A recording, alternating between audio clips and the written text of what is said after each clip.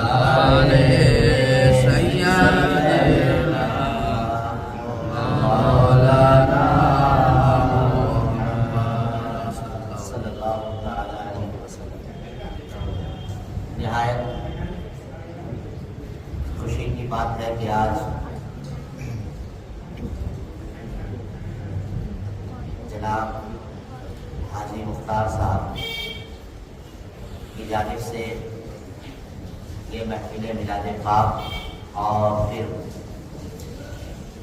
روزے داروں کے لیے افطار کا انتظام کیا گیا ہے. اللہ تعالیٰ ان کی اس کوشش کو اپنی بارگاہ میں قبول فرمائے. آمین آمین. اللہ رب العزت نے ہم سبوں کو رمضان عطا کیا ہے اور رمضان کا تقریباً 18 روزے ہمارے درمیان سے گزر گئے. کچھ ہی دن باقی ہے. اب 18 دن ہم لوگوں نے کیسے گزارا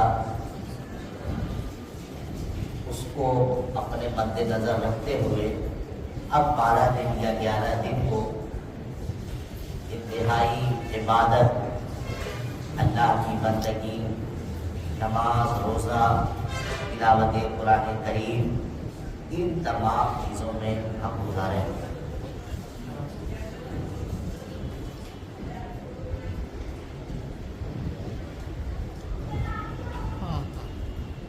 رمضان المبارک کو اللہ رب العزت نے 3 حصے میں تقسیم فرمایا.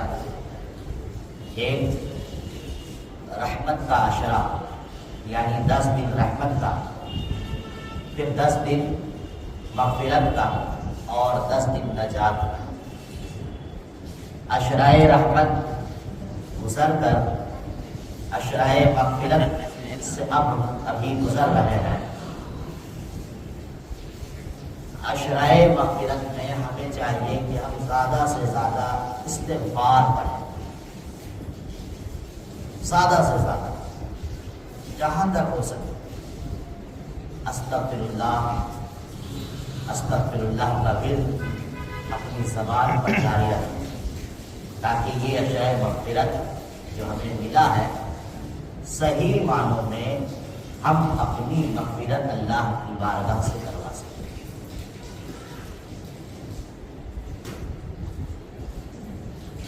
آج جو یہ افطار کا پروگرام ہے، ہر سال رمضان المبارک کا مہینہ آتا ہے تو لوگ روزے داروں کو افطار کراتے ہیں. لیکن میں یہ دیکھ رہا ہوں کہ لوگوں کی دلچسپی اور لوگوں کا جذبہ ختم ہوتا جا رہا ہے۔ پہلے 5 رمضان یا 10 رمضان گزرا نہیں کہ لوگ افطار کا پروگرام شروع کر دیتے ہیں، فلاں جگہ افطار کرایا جا رہا ہے، فلاں کی جانب سے افطار ہو رہا ہے، فلاں کی جانب سے افطار ہو رہا ہے، لیکن اب وہ جذبہ ختم، پتہ نہیں کیا ہو گیا ہے لوگوں کو۔ حالانکہ افطار کرانے کی بے شمار فضیلت ہے۔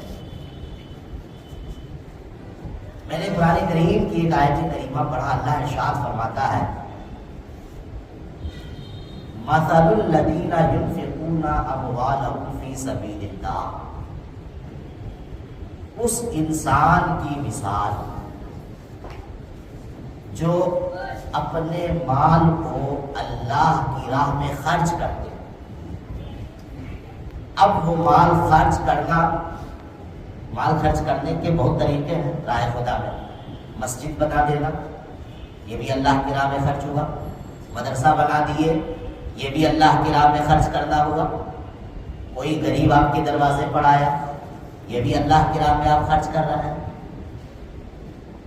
اسی طرح کوئی ضرورت مند کو آپ نے کچھ دے دیا، یہ بھی اللہ کی راہ میں خرچ کرنا ہوا۔ اسی طرح اگر وہ کسی روزے دار انسان کو آپ نے روزہ تلوا دیا، افطار کرا دیا، تو یہ بھی اللہ کی راہ میں خرچ کرنا ہوا۔ تو جو ایسا کرتے ہیں، اللہ کی راہ میں خرچ کر دیتے ہیں، اللہ فرما رہا ہے کمثل حبۃ انبتت 7 سنابل،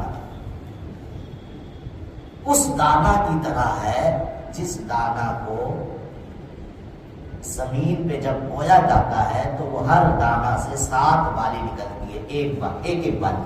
سبحان۔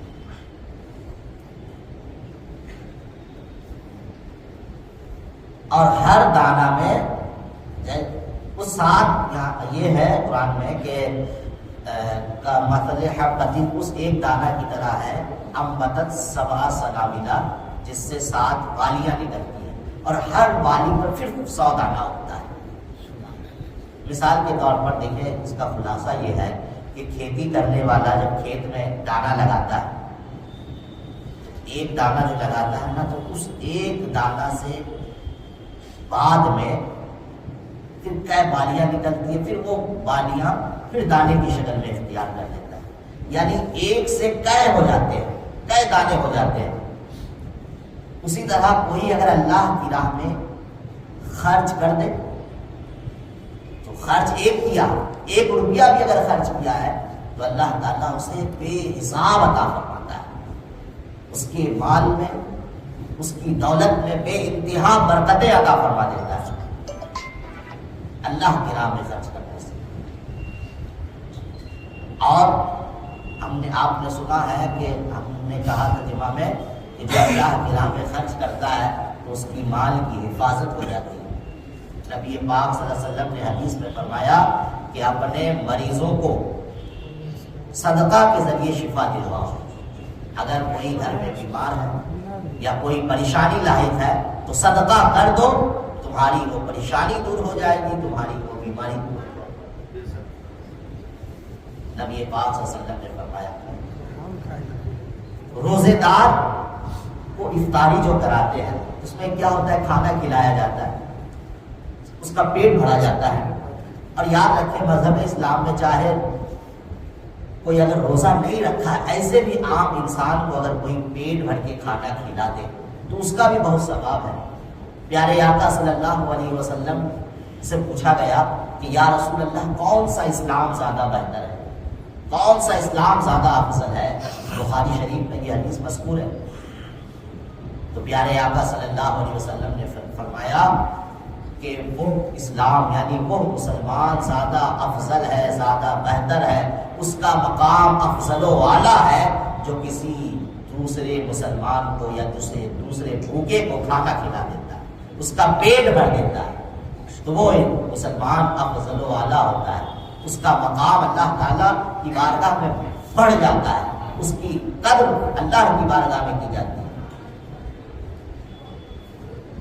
اور نبی پاک صلی اللہ علیہ وسلم کی ایک اور حدیث ہے کہ اللہ تعالیٰ بروز قیامت فرمائے گا میں بیمار تھا، مسلم شریف کی حدیث میں ہے، میں بیمار تھا، تو نے میری عیادت نہیں کی، تو وہ شخص کہے گا کہ اے رب کائنات تو فلاں بیمار کیسے ہو سکتا ہے؟ تو اللہ فرمائے گا میرا فلاں بندہ بیمار تھا، فلاں بندہ بیمار تھا، اس کی عیادت کیوں نہیں کی؟ اگر تو اس کی عیادت کرتا تو اس کا ثواب تو یہاں پاتا۔ اسی طرح اللہ فرمائے گا کہ میں بھوکا تھا، مجھے کھانا نہیں کھلایا، تو وہ انسان عرض کرے گا یا رب قدیر تو بھلا بھوکا، تو لوگوں کو کھلاتا ہے۔ تو اللہ فرمائے گا میرا فلاں بندہ بھوکا تھا، تو اگر اس کو کھانا کھلاتا، اگر تمہاری وجہ سے اس کا پیٹ بھر جاتا تو تمہیں اس کا اجر یہاں پر دیا جاتا۔ اس سے سمجھ میں آیا کہ اسلام میں پیٹ بھرنے کھانا کھلانے کی، کسی کی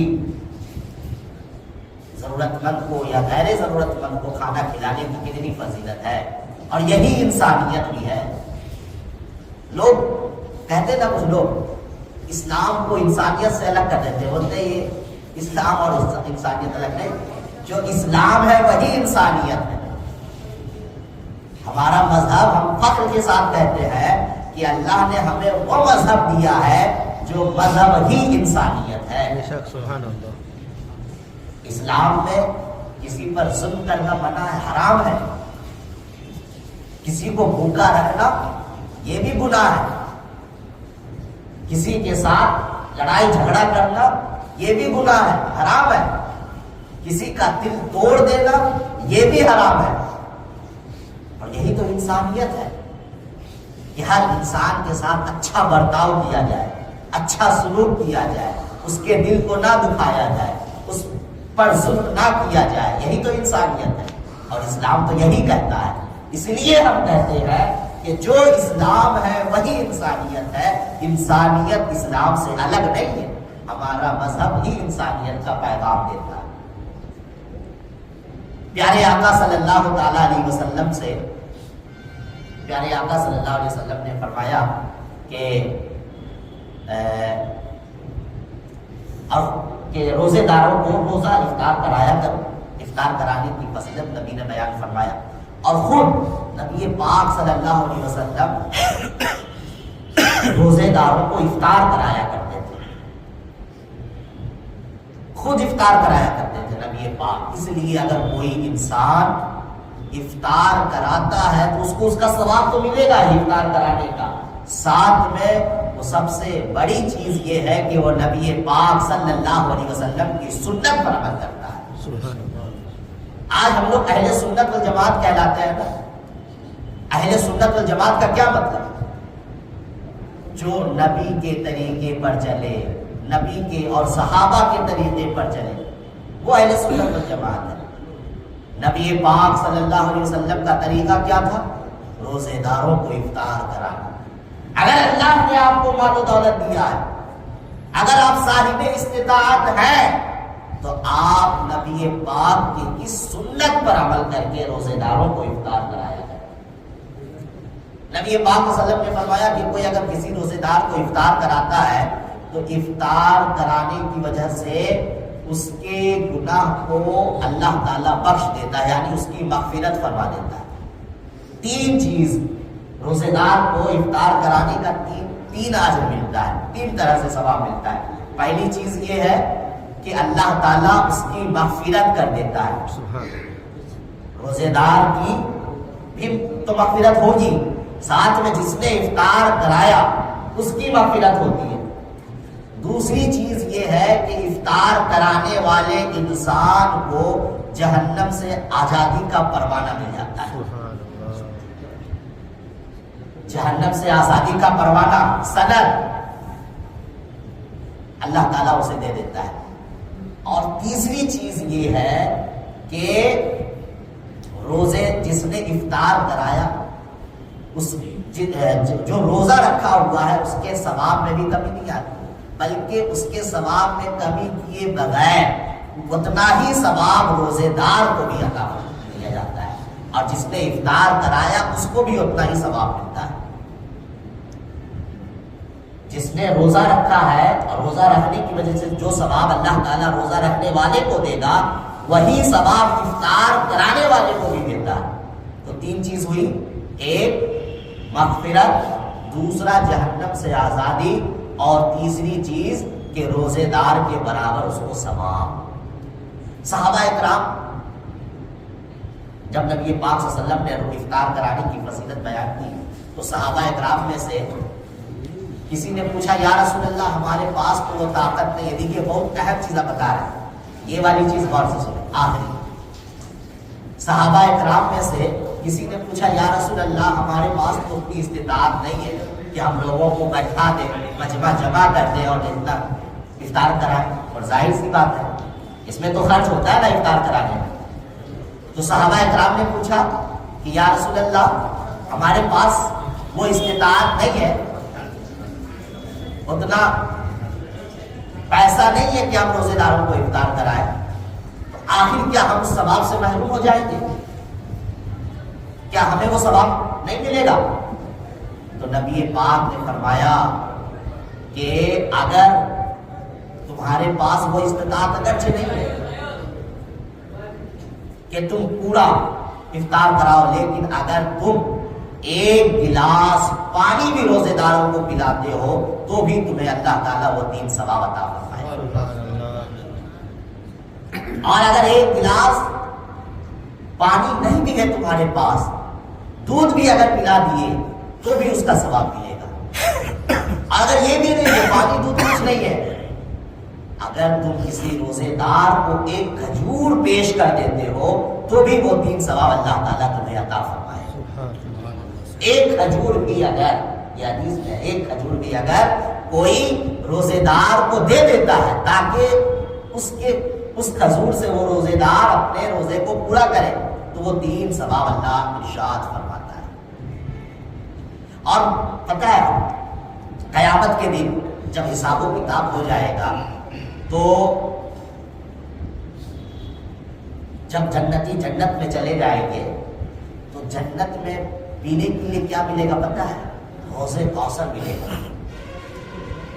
اور اللہ تعالیٰ نے قرآن میں کیا فرمایا؟ اِنَّا أَعْطَيْنَاكَ الْكَوْثَرَ، اے محبوب ہم نے تمہیں کوثر عطا کیا ہے۔ یعنی کوثر کا مالک اللہ تبارک و تعالیٰ نے ہمارے نبی کو بنایا، ہمارے نبی کے اختیار میں، جسے چاہے کوثر دے دے، جسے چاہے نہ دے۔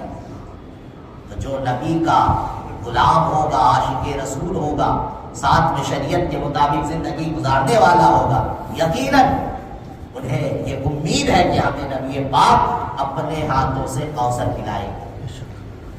لیکن نبی نے ایک طریقہ اور بتایا، نبی نے ایک طریقہ اور بتایا کہ کس کو ہم حوض کوثر اپنے ہاتھ سے دیں گے۔ سنیں، یہ جو ابھی ہم نے بتایا کہ 3 ثواب ملے گا 3 طرح سے، وہ افطار کرانے کی فضیلت ہے، صرف افطار کرانے کا۔ اور نبی فرماتے ہیں اگر کوئی انسان روزے دار کو پیٹ بھر کے کھانا کھلا دے، پیٹ بھر کے اگر کھانا کھلا دے تو نبی فرماتے ہیں بروزے قیامت میں اپنے ہاتھوں سے اسے جام کوثر پلاؤں گا۔ سبحان اللہ۔ کھانا کھلانے کی فضیلت ہے۔ آج لوگ رمضان میں افطار، کہیں کہیں ایسا بھی ہوتا ہے کہ کوئی آدمی اگر پہنچ گیا ہے افطار کرنے کے لیے تو دوسرا انسان منہ بنا لیتا ہے، سوچنے لگتا ہے نہیں، لیکن ایسا نہیں۔ وہاں یہ سوچے کہ اللہ نے آپ کو یہ توفیق دیا ہے، آپ کو یہ موقع دیا ہے کہ آپ انہیں بھی اپنے افطار میں شامل کر کے اب افطار کرا کر وہ فضیلت اور برکت لوٹ لیں۔ رمضان کا مبارک مہینہ ہے، زیادہ سے زیادہ کوشش کریں کہ روزے داروں کو اپنے گھروں میں بلا کر افطار کرانے کے ساتھ ساتھ انہیں کھانا بھی کھلایا جائے تاکہ بروز قیامت نبی پاک صلی اللہ علیہ وسلم کے ہاتھوں سے ہمیں جام کوثر پینا نصیب ہو جائے۔ اور جنت میں کوثر کے علاوہ کوئی چیز نہیں ہے پینے کے لیے۔ جب پیاس لگے گی تو یہی چیز ملے گی. اس لیے ہمیں جامع کوثر اگر چاہیے تو افطار کے ساتھ ساتھ کھانا بھی کھلائے استطاعت کے مطابق. اور ایک حدیث ہے پیارے آقا صلی اللہ علیہ وسلم نے ارشاد فرمایا کہ جو کسی بھوکے کو کھانا کھلاتا ہے، بھوکے کو کھانا کھلاتا ہے تو اللہ تبارک و تعالی اس انسان کو جنت کا پھل کھلائے گا. سبحان. اور اگر کوئی کسی پیاسے کو پانی پلاتا ہے، یہ روزہ سے ہٹ کے ہے، عام دنوں کی بات ہے، عام دنوں کی بات ہے، اس کا تعلق رمضان سے بھی ہے اور غیر رمضان سے بھی ہے. کوئی اگر کسی بھی بھوکا کو کھانا کھلاتا ہے تو وہ بروز قیامت اللہ تبارک و تعالیٰ اس انسان کو جنت کا پھل عطا کرے گا. اور اگر کسی پیاسے کو پانی پلاتا ہے تو اسے جامع کوثر دیا جائے گا. اور اگر کوئی برہنہ یعنی ننگا انسان کو کپڑا پہناتا ہے تو اللہ تبارک و تعالیٰ بروز قیامت اس کو جنت کا لباس عطا فرمائے. اسی لیے یہ رمضان کا موقع ہے. اگر آپ کو اللہ نے توفیق دیا ہے، اگر آپ کو اللہ نے مال و دولت سے نوازا ہے تو آپ جس طرح روزے داروں کو کھانا کھلاتے ہیں، روزے داروں کو پانی پلاتے ہیں، اسی طرح آپ اپنے غریب اور ضرورت مند کو کپڑا پہنایا کریں. اور دیکھیں اس حدیث میں یہ بھی نہیں ہے کہ جو ضرورت مند ہے اسی کو ہی پلانے سے ثواب ملے گا، بلکہ مطلق کہا نبی نے برہنہ انسان کو اگر پانی کپڑا پہنایا تو جنت کا لباس پہنایا جائے گا. اور حدیث میں ایک اور حدیث پاک میں اللہ تبارک و تعالیٰ کے پیارے رسول نے ارشاد فرمایا تخلقوا باخلاق اللہ تعالی. اللہ کی صفت اختیار کرو. اللہ کی صفت کیا ہے؟ اللہ کی صفت ہے لوگوں کو کھانا کھلانا.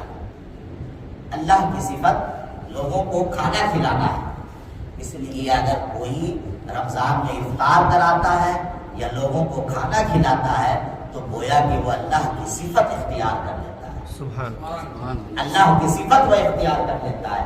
اس لیے حضرات گرامی یہ دنیا چند دن کی جو دنیا ہے، یہاں جو ہم مال و دولت کمانے کے پیچھے بھاگ رہے ہیں، پیسہ کے پیچھے بھاگ رہے ہیں، اس کے پیچھے اس کے پیچھے، جب ہم جائیں گے تو یہ تمام چیز یہاں رہ جائے گی. ہمارے ساتھ صرف ہمارا نامہ اعمال جائے گا.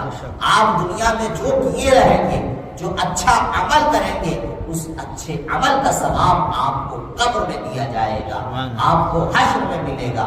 اس لیے آپ زیادہ سے زیادہ یہ رمضان کا پیکج جو اللہ نے ہمیں عطا کیا ہے، اس میں ہم زیادہ سے زیادہ عبادت کریں، بھوکوں کو کھانا کھلائیں، روزے داروں کو افطار کرائیں، علماء کرام کی قدر کریں، انہیں بھی عزت کریں، ان کا بھی خیال رکھیں. ان تمام چیزوں پر عمل کریں. انشاءاللہ تعالی اللہ تعالی ہمیں ان کا بہترین صلہ اور اجر عطا فرمائے گا. اب حاجی صاحب بھی کچھ گفتگو کریں گے.